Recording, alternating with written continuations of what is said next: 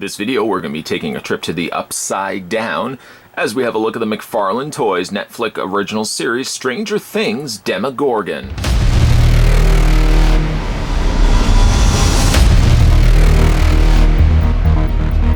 With many of the kid characters at least being released in figure form, was anxiously awaiting for finally the release of the Demogorgon, and we're going to have a look at him here.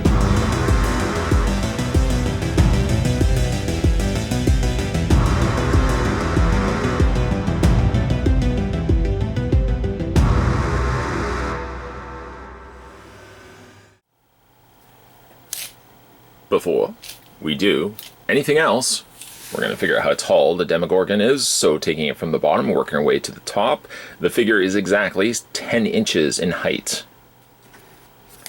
McFarlane Toys includes with the Demogorgon a circular Stranger Things clear display stand, which we actually have gotten the exact same display stand, some slightly a little bit more frosted than others, but we did get them included with the other figures. Same stand. The figure actually does need a stand. It may seem at face value that the figure stands perfectly fine, but let me tell you, he does have a little bit of disastrous results in the way of his lower limbs. We'll talk about that in a second. In the meantime, let's do some scale comparisons. We'll bring in, say, the other characters that we've had a look at thus far. And we'll bring in Lucas. I have to admit that all these figures are getting a little on the loose side, FYI. There's 11, the most disappointing so far of the figures that we've seen. We've also had a look at Dustin. Some questionable when it comes to their standing abilities. And in the back, there is Sheriff Hopper. Hopper, mind you, is the tallest of all the figures so far, but still is dwarfed against the sheer size of the Demogorgon here. As for the figure itself, it's really a nice looking figure from a detail and sculpt standpoint. I feel like the paint may miss its mark ever so slightly, and one of my big problems, which I'll talk about right off the bat, is its knees are extremely loose.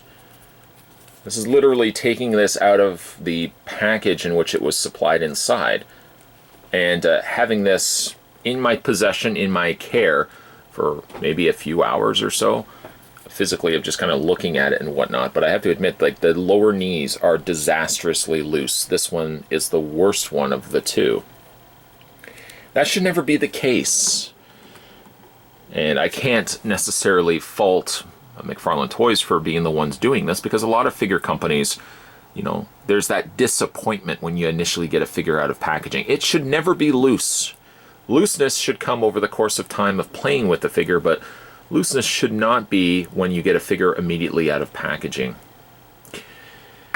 As a slightly lighter note, when I was looking at the mold and the sculpting of this one, something did kind of seem familiar to me, and you'll have to entertain me for a split second while I discuss this. I thought that the figure kind of looked familiar in the way of its sculpt, and I know even though it isn't the same sculpt, clearly it isn't. Please don't tell me down below in the comments section. It did kind of remind me of the Violator.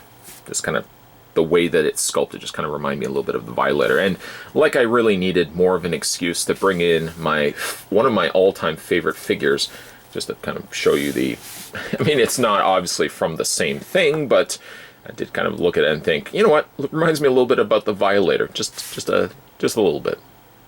Okay, we'll move that one out of the way. I've already reviewed that guy like twice. I'm not going to review it a third time, or am I? Anyways, having a look at the Demogorgon, sculpt on it is pretty good. It's defaulted to having the fanned, kind of like a Venus flytrap sort of head. These flaps are already open. I do wish, part of me, that there was hinges on these so that you could open and close them to get your desired effect. Ultimately, McFarlane Toys just said, you know what, I think we've decided for you, you're always going to have the Demogorgon with its head open, or these flaps, these flower petals of nightmares, so to speak, permanently open. The interior sculpt is nice. I'm guessing these are all individual teeth inside here, as well as teeth running along the outside area.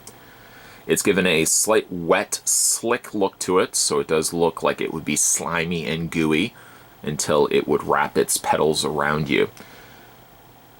I wish it was slightly a little bit darker.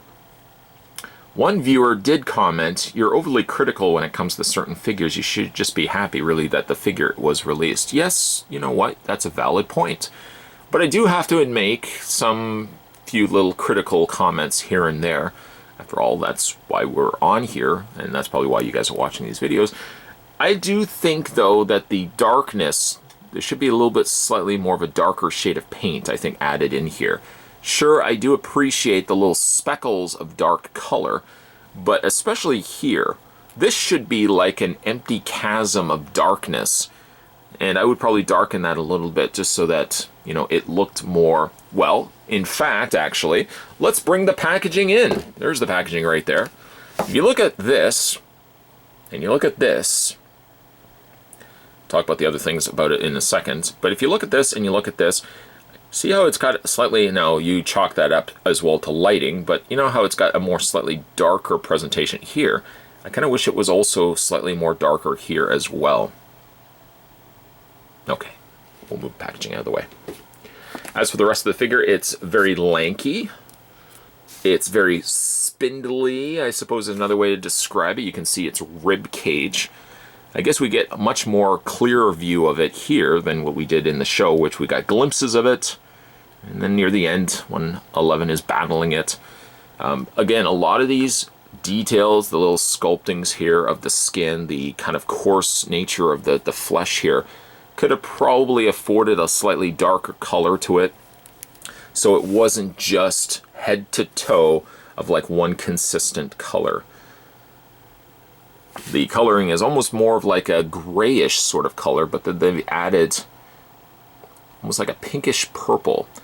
And I dare almost say that the coloring underneath was actually the purple, and then they've probably painted over top of it the gray, giving you a slightly more layered effect. You can see a little bit more of that happening here on the hands.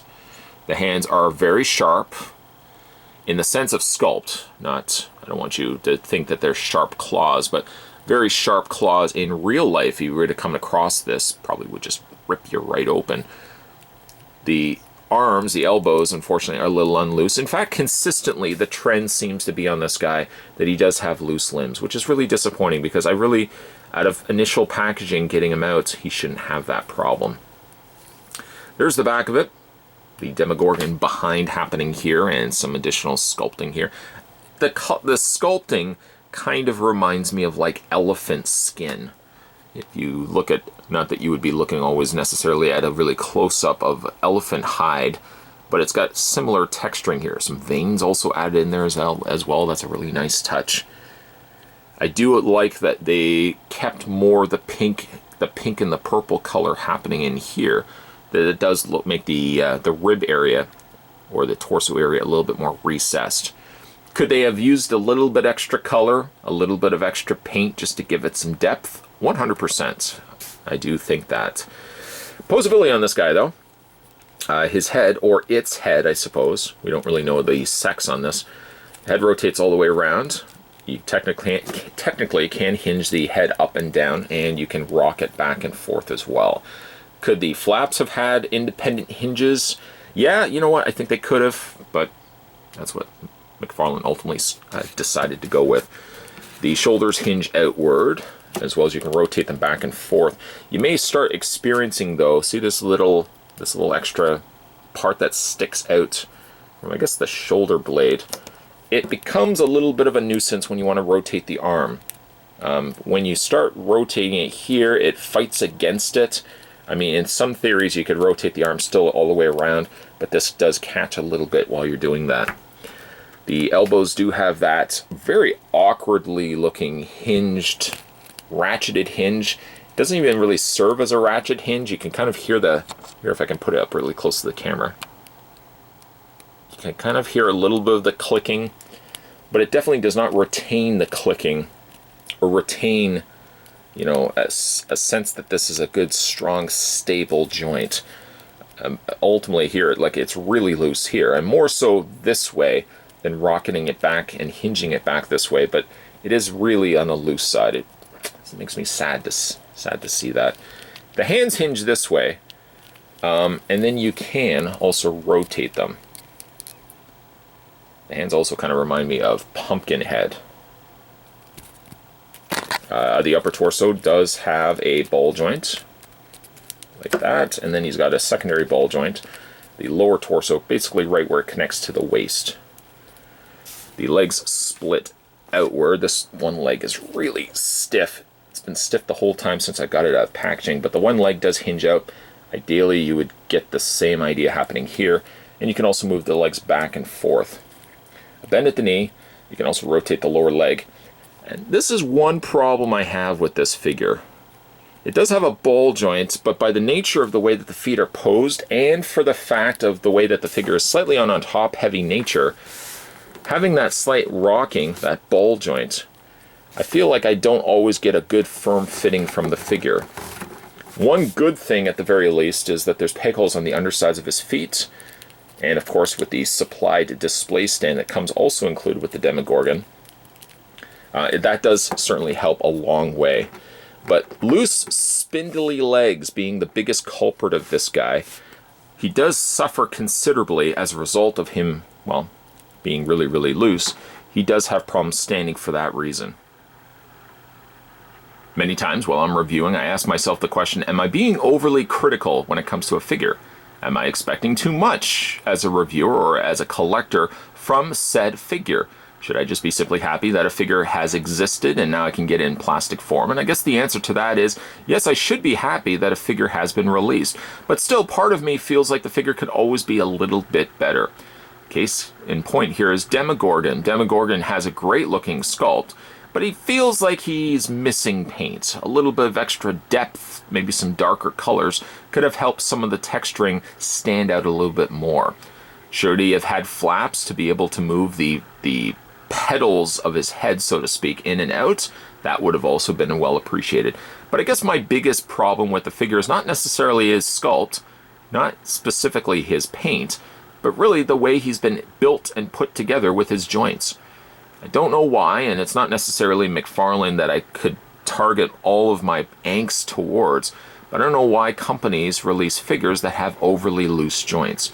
Now, oftentimes it is fixable. You can go in there and kind of just add some additional nail polish or floor polish to it to beef up the joint so it's a little on the stiffer side. But you really shouldn't want to have to get a figure immediately out of packaging and have to go through all the unfortunates of having to kind of fix the figure before you get him properly to be stable or not to have loose joints. Demogorgon here does have rather loose joints in the legs, which is something that really is... It's embarrassing when you get him out of packaging. He really shouldn't have that much of a problem. I can still get him to stand, as you can probably see here in final looks.